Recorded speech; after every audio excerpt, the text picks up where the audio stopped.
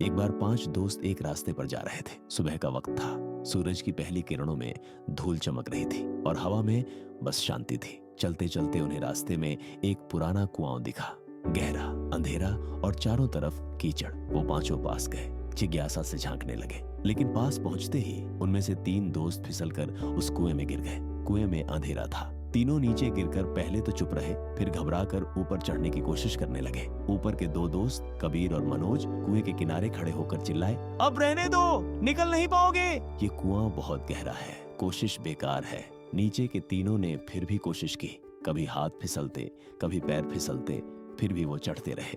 थोड़ी देर कोशिश करने के बाद एक ने हार मान ली। वो दीवार से टिक कर बैठ गया, थका हुआ, हारा हुआ, चुप। दूसरा कुछ देर और चढ़ता रहा, लेकिन जब बार बार ऊपर से वही बातें सुनी, निकल नहीं पाओगे, कोशिश मत करो, तो उसकी उंगलियां ढीली पड़ गईं। वो भी बैठ गया। अब बस एक बचा था, अर्जुन। अर्जुन के हाथ छिल गए थे, पैर फिसल रहे थे, शरीर कांप रहा था, लेकिन वो रुक नहीं रहा था। हर बार गिरकर भी वो दीवार की एक एक ईंट पकड़कर फिर ऊपर चढ़ जाता। ऊपर के दोनों अब भी चिल्ला रहे थे। भीड़ अब कुएं के चारों तरफ जमा हो चुकी थी। हर कोई देख रहा था कौन जीतेगा, हिम्मत या डर। धीरे धीरे, कदम दर कदम वो ऊपर बढ़ता गया। सूरज की रोशनी अब उसके चेहरे को छूने लगी थी और आखिर में वो ऊपर पहुंच गया। धूल, पसीना, खून सब मिट गया। बस एक हल्की सी मुस्कान रह गई। ऊपर खड़े सारे लोग दंग रह गए। जो आवाजें उसे रोक रही थीं, अब वही आवाजें चुप थीं। सन्नाटा छा गया। सबकी निगाहें उसी पर थीं। कबीर और मनोज एक दूसरे को देखने लगे।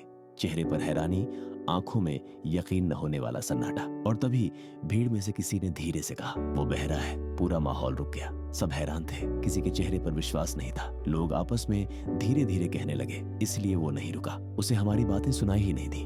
वो बस चढ़ता रहा, क्योंकि उसे किसी की ना सुनाई नहीं दी।